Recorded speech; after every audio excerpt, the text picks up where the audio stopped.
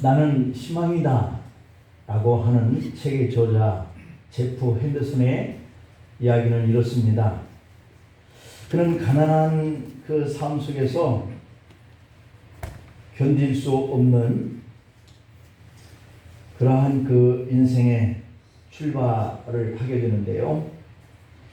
그러다 보니까 범죄에 빠져들고 그 범죄의 일상인 이 LA의 할렘가에서 태어나서 이혼한 어머니 밑에서 자랍니다.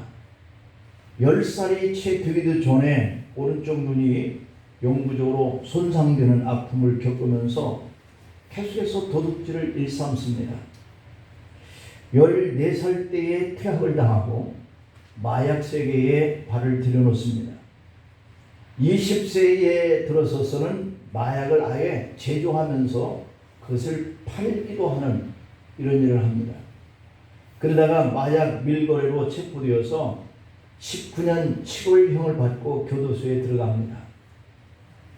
자신의 인생이 다 끝났다라고 생각을 했는데 하나님이 그를 부르십니다. 자신을 살피시는 하나님을 감옥 안에서 만납니다. 그는 예수의 복음을 듣고 하나님의 사랑을 깨닫습니다. 그때부터 교도소의 삶이 절망이 아니라 그에게는 희망으로 나아가는 한 과정이 됩니다. 주방에서 설거지하는 일을 배정받았는데 그 설거지를 하는데도 기쁨이 넘칩니다. 하루에 8시간씩 500명분의 그릇을 손이 부르틀 정도로 설거지를 했습니다. 그리고 등 너머로 요리를 배우기 시작합니다. 주방장의 요리법을 적어뒀다가 밤에 복습하고 외우기를 반복하면서 빠르게 요리를 배워나갑니다. 최고의 모범수가 되어서 34살에 출소를 하게 됩니다. 그는 교도소에서 배운 솜씨로 요리에 도전합니다. 2001년도 미국 음식평가협회에서 최고의 요리사상을 받으면서 스타 요리사가 되었습니다. 흑인이며 전과자임에도 불구하고 인종차별을 극복하고 라스베가스의 벨라지오 호텔 최초의 흑인 총주방장이 되었습니다. 할렐루야. 아멘. TV 프로그램에 출연하여서 과거에 자기처럼 절망 속에 살아가는 이 청소년들에게 희망을 전하기 시작합니다.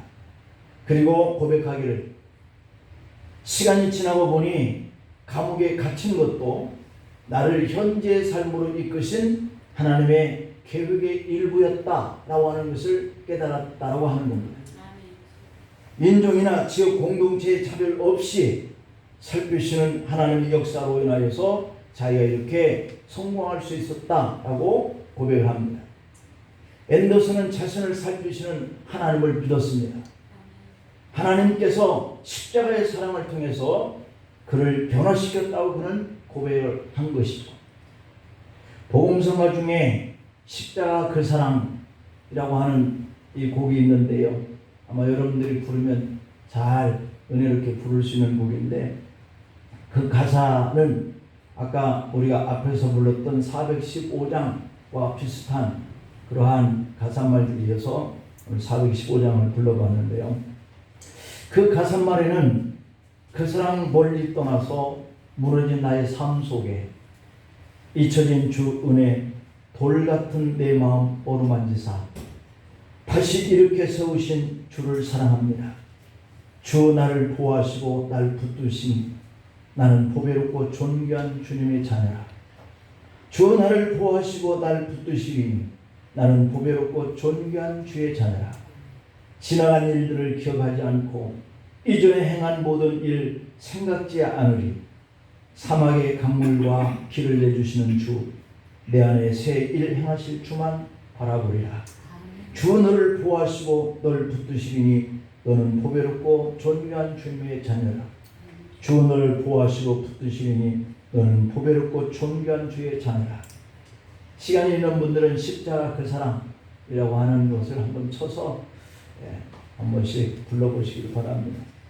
아니면 다음 주에 한번 부르시도록. 십자가 그 사랑.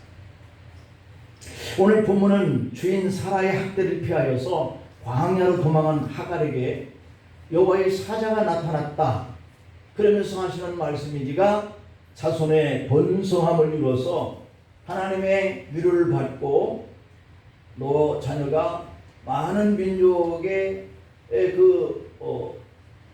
다툼을 하기도 하고 다툼을 받기도 할 수 있는 그 형제 대적자가 되리라 하는 그런 위로를 받고요. 주님의 당부대로 다시 주인의 집으로 돌아가는 그런 내용이죠. 하나님께서 불신과 갈등을 구속 섭리 속으로 끌어들여서 문제를 해결해 주셨다라고 하는 거예요. 오늘 우리들의 삶 속에서도 여러 가지 갈등과 고난이라고 하는 이 삶을 우리의 인생의 그 길로 가는데 끌어들여서 그것을 합력하여서 우리의 문제를 해결해 가시는 하나님이신 거예요. 오늘 본문 13절 말씀을 보면 하갈이 자기에게 이르신 여호와 이름을 나를 살피시는 하나님이라고 했어요. 하나님 우리를 살피시는 하나님인 줄 믿습니다. 이는 내가 어떻게 여기서 나를 살피시는 하나님을 배웠는고? 라고 하갈은 이렇게 반복을 해요. 여기서 나를 살피시는 하나님이라고 하는 이 말을 히브리에 써있는 원어로 보니까 엘로이라고 하거든요. 엘로이. 엘은 하나님이잖아요. 로이, 나를 보고 계시는 하나님이라고 하는 거예요. 하나님이 어찌 하갈만 보고 계실까요? 저도 보고 여러분도 보고 그렇게 살피시는 분입니다. 그래서 어떤 때는 고난으로 어떤 때는 행복함으로 이 둘이 함께 어우러지는 삶으로 우리를 이끌어 가신다 그랬으니 지금 당면된 고난이라면 잘 인내하고 통과하시길 바랍니다. 왜냐하면 행복한 그 시간의 때를 우리에게 주시기 때문이죠. 그렇게 하나님 우리를 이끄시고 감찰하시는 분이세요. 아브라함의 집을 떠나서 광야를 방황하는 자기를 살피시며 돌보시는 하나님 되심을 고백하고 있거든요. 우리가 이러한 믿음을 가질 수 있었으면 참 좋겠다는 생각이 들어요. 아무리 큰 그 고난 속에서도 하나님이 나를 살피시는 분이시오 라고 할 수만 있는 믿음이 있다면 누가 시험에 들고 누가 환난을 당했다고 내 생명 여기서 끝내야 돼 라고 생각할 수 있겠습니까? 하나님은 지금 이 순간에도 여기에 오신 줄 믿습니다. 그래서 우리가 구원의 은혜를 경험하게 하시는 분이세요. 뿐만 아니라 하나님의 말씀은 우리의 문제를 해결해 주시는 거예요. 하갈에게 다가오셔서 말씀하니까 하갈이 고통하면서 이 광야로 도망쳐 나온 자신을 보면서 다시 돌아가는 그 상황은 그의 문제를 해결했다는 거거든요. 하갈을 살피시는 하나님, 지금 우리를 살피셔요. 우리를 살피시는 것이 이유가 뭐겠어요? 내 문제를 해결하기 위해서. 자, 그렇다면 나를 살피시는 하나님은 구체적으로 어떤 분이실까? 라고 하는 것이 오늘 우리가 생각해 볼 문제거든요. 그 첫째는 만나주시는 하나님입니다. 하나님은 어떤 분이셔요? 나를 만나주시는 하나님입니다. 최고의 복서이자 필리핀 상원 의원 매니 파퀴아오라는 사람이 있어요. 매니 파퀴아오. 그는 하나님을 만나면서 변화를 받았거든요. 빈민가에서 태어나서 돈을 벌기 위해서 복싱을 시작했습니다. 복싱 사상 최초로 8개 체급 세계 챔피언이 되는 인기를 누린 사람이에요. 대단한 사람입니다. 한 체급에서도 챔피언이 되는 것이 어려운데 8체급을 다 통과해서 챔피언이 되었다는 거죠. 필리핀 국가는 그를 나라의 주먹이라고 별칭을 붙여줬어요. 나라의 주먹이다. 개인 매니 파퀴아오의 주먹이 아니라 그 필리핀의 나라의 주먹이다 라고 이렇게 불렀던 것이죠. 그래서 영웅시 되었습니다. 그러나 그가 술과 도박에 중독되면서 성적으로 곤란한 삶을 살기 시작합니다. 어느 날 꿈속에서 아들아 왜 나를 떠나느냐, 왜 내게서 멀어지느냐 하는 주님의 음성을 듣습니다.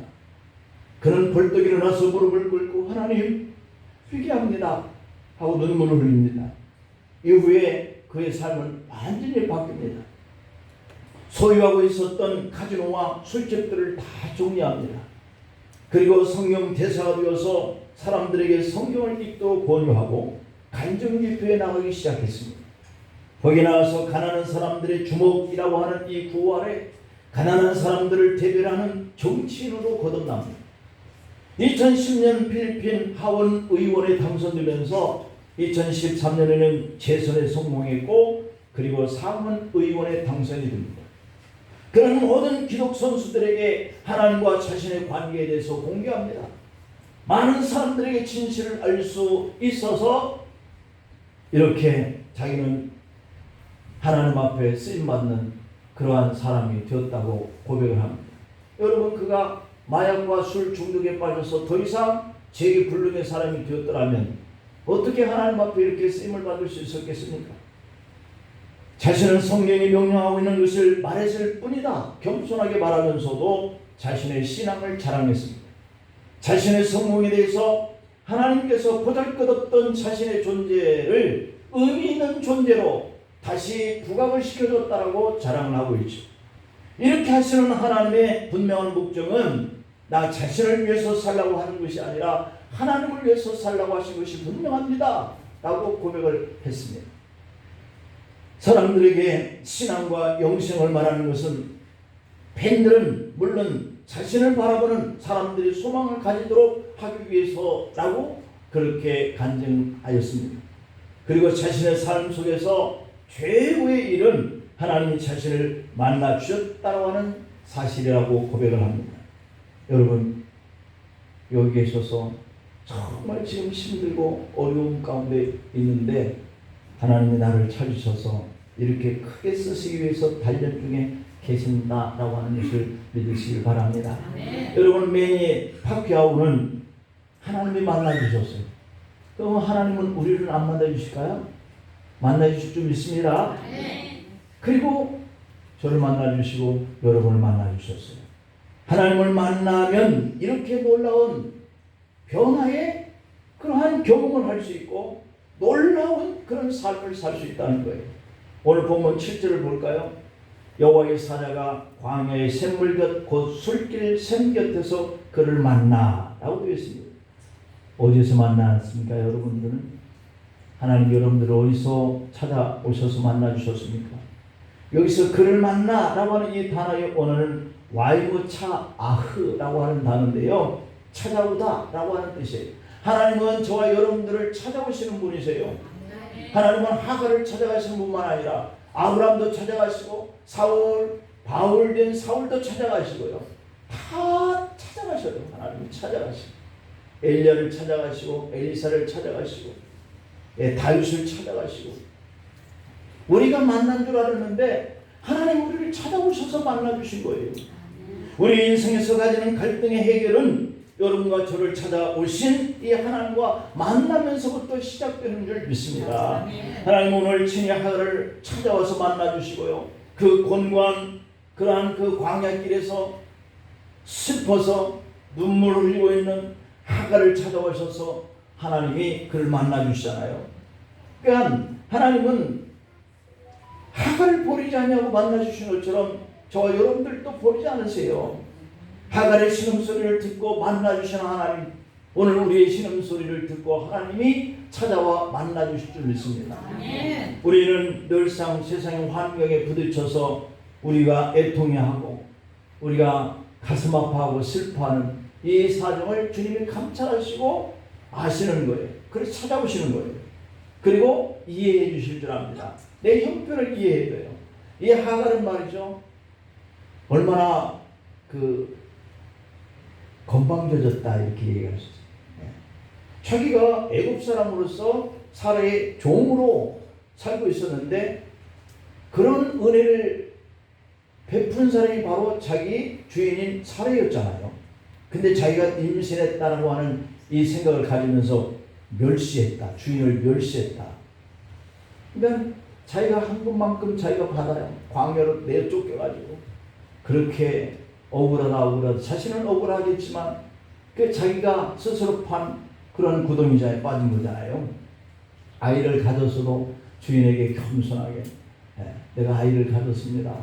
내가 이제는 주인에게 나의 역할을 좀 더 잘할 수 있게 된 것을 참 감사합니다 라고 했다면 참 좋았을 터인데 관계가 깨치러진 거죠. 출애굽기 6장 5절 말씀을 보면 이제 애굽 사람의 종으로 삼은 이스라엘 자손의 신음소리를 내가 듣고 나의 언약을 기억하노라 그랬습니다. 하나님은 하갈에게 찾아와 만나주시고 말씀하기를 다시 돌아가라 하고 지시를 해요. 너 잘 나왔다 그 집에서. 이제는 너는 자유롭게 살아라. 너는 이제 네 스스로가 주인의 모습으로 살아라. 이렇게 말씀하시잖아요. 우리는 그렇게 해주기를 바랄 텐데.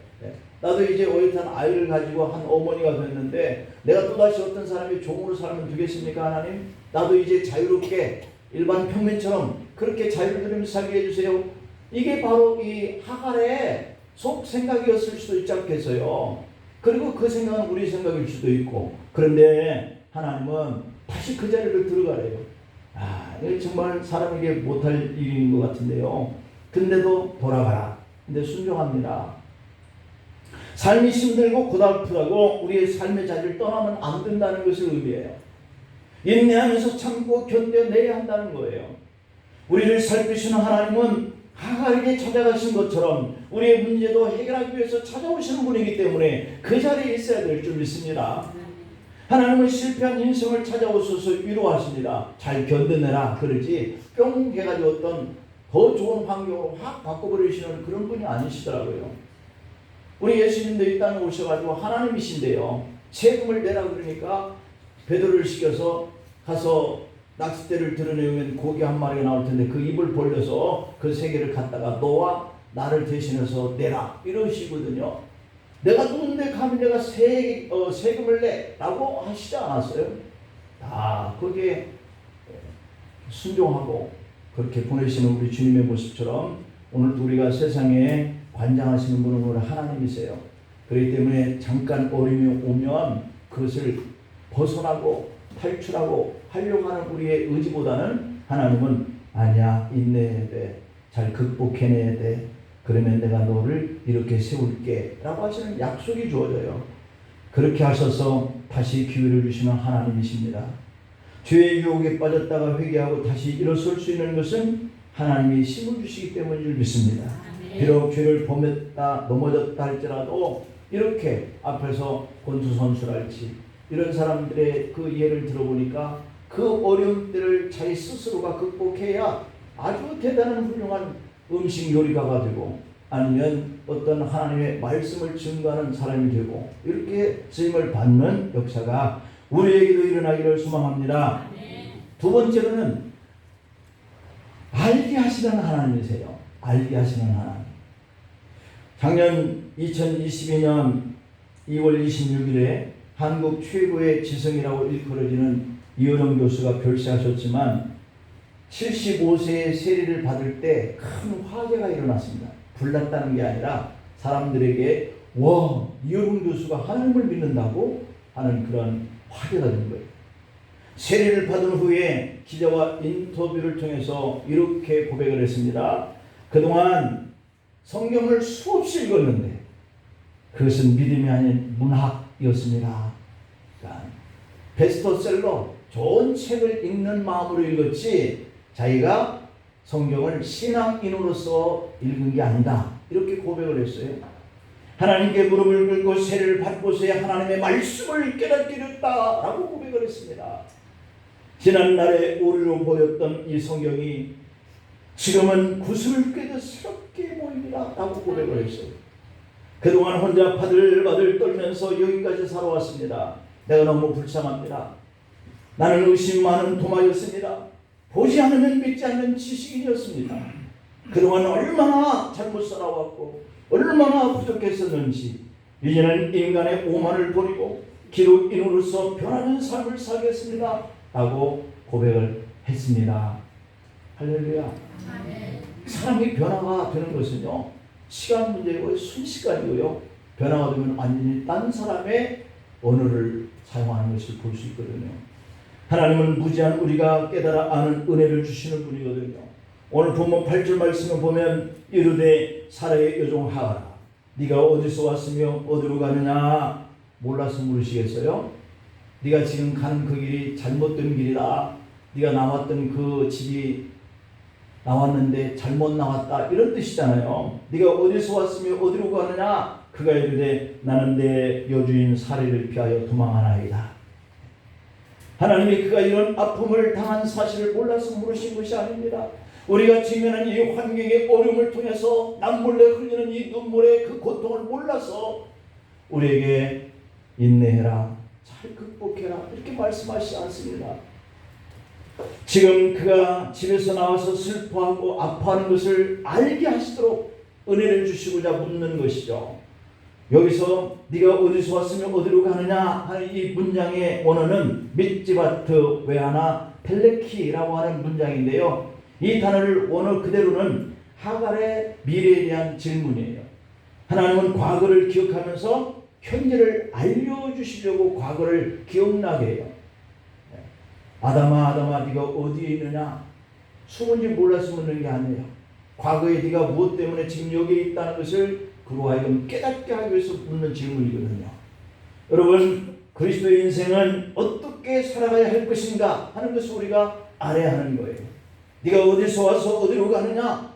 네가 옛 사람으로부터 새 사람으로 된 지금의 이 길을 우리가 가고 있잖아요. 그걸 우리가 알고 가야 인내도 하고 참고 그 고난도 잘 견디고, 옛날에 우리가 그렇지 못했던 생활들을 했었으니까 지금은 내가 소망의 길, 하나님 나라의 길, 주님이 계시는 그곳을 가기 때문에 주님도 그렇게 참고 갔잖아요. 우리도 그렇게 가야 한다는 것을 깨닫게 해주는 거죠.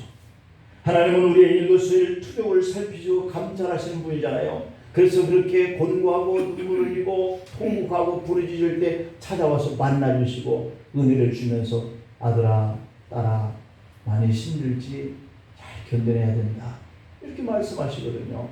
별로 문제를 크게 해결해 주시려고 찾아오시는 것보다는 우리로 하여금 왜 이와 같은 일에서 내가 망설이고 있고 고통을 느끼고 있고 방황하고 있느냐 이것을 짚어주기 위해서 만나주세요. 근데 우리는 그것도 은혜래요. 그래서 그런 은혜를 받고 나면 또 힘을 한번 얻거든요.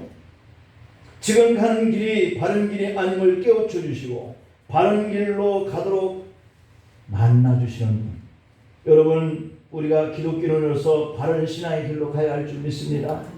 만약에 지금 깨달아지는 길이 신앙답지 못하는 길이라면 돌이켜야 훌륭한 그러한 그 음식 만드는 이런 사람이 되고 또 하나님의 말씀을 증거하는 데에 쓰임받고 내가 왜 이제서야 이 사실을 알았는가 하는 이어름 교수와 같은 이러한 고백을 할 수가 있거든요.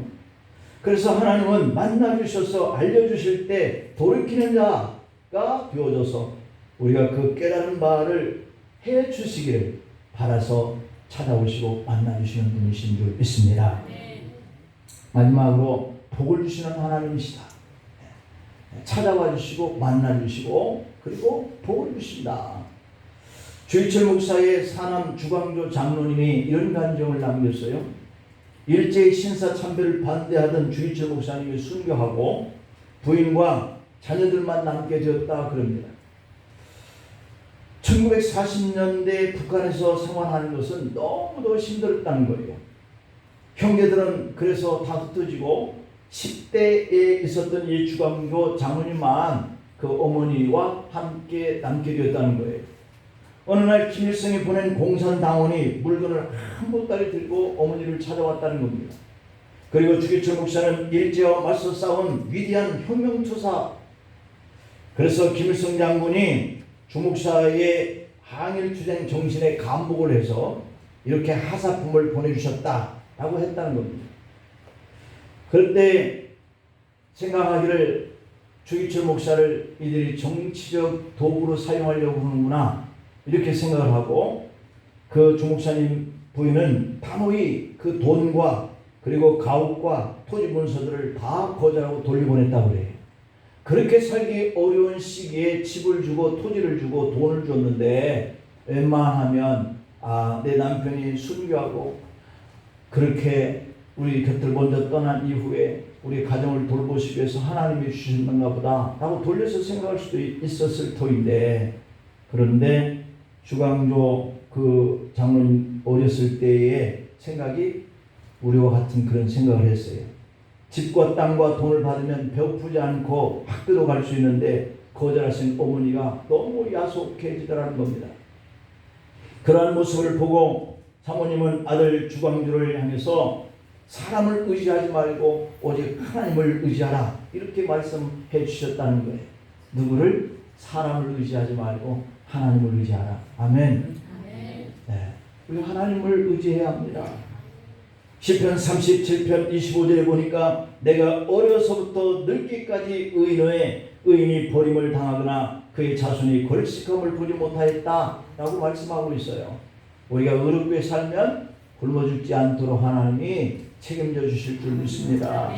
어머니 오정모 사모님은 돈이나 자식보다 하나님을 믿는 신앙의 길을 선택을 했다는 거예요.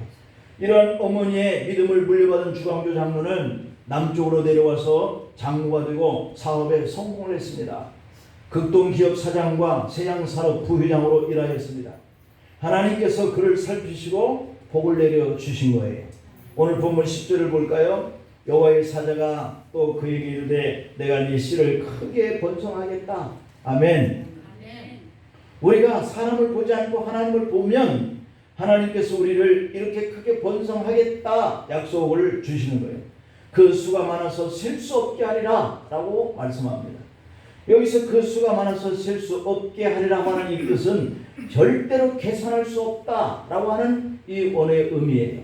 절대로 계산할 수 없을 만큼 하나님이 그에게 복을 주시겠다는 거예요. 여러분들이 그러한 복을 좀 받았으면 좋겠습니다. 하갈의 자손이 많아 숫자가 셀 수 없게 되리라고 하신 것은 복을 주신다는 하나님의 약속이에요. 하나님이 나를 찾아오셔서 인생길을 어떻게 가야 할 것을 알려주신 대로 복종하면 반드시 그 은혜의 축복을 우리가 받게 된다라고 하는 언약입니다. 그러므로 인간의 눈으로 볼 때 고통스러운 길이라 할지라도 우리가 복종하고 바른 길로 가야 돼요. 할 수 없다고 생각되어도 내 감정에 맞추어 살지 않아도 하나님께 복종하기만 하면 그대로 되는 줄 믿습니다. 하갈은 주인 사라에게 돌아가라 하는 이 명령에 복종이에요. 얼마나 들어가기 거북하고 싫었을 거예요. 그런데 들어갑니다. 문제가 해결됩니다. 내 인생길이 힘들어도 하나님의 말씀에 복종하면 복을 받습니다. 하나님이 우리에게 말씀하신 대로 우리가 가면 그게 언약의 축복의 길인 줄 믿습니다. 추리소설 여류작가 아가사 크리스티라고 하는 분이 고고학자와 결혼을 했다 그럽니다. 기자들이 고고학자의 결혼한 소감을 물었어요. 그녀는 이렇게 대답합니다. 여성에게는 고고학자가 최고의 남편이라고 생각합니다. 왜 그러냐고 물어봤어요. 고고학자는 오래된 것을 좋아하기 때문입니다. 그랬답니다. 웃음이 안 나옵니까? 이게 무슨 뜻이에요? 남편과 이혼할 일은 없다. 남편이 자기를 오래돼서 마음이 변할 일은 없다. 이런 생각이지 않겠어요? 내가 늙으면 늙을수록 남편은 저에게 더 관심과 흥미를 갖게 될 것이다 라고 했다는 겁니다. 여러분, 성경은 우리에게 관심을 보이시는 분이 하나님이다 라고 증거합니다. 고통과 슬픔의 자리에 있던 하갈을 찾아오셔서 만나주시고 그에게 이렇게 언약하고 복을 주시겠다라고 하시는 분이에요. 그 하나님은 여러분의 고난의 자리에도 찾아오시는 분입니다.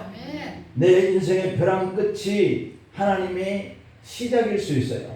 하나님이 찾아오시면 바로 그 시작이 되는 것이거든요. 사람이 할 수 없는 불가능한 일도 나는 못하지만 하나님은 하시는 분이세요.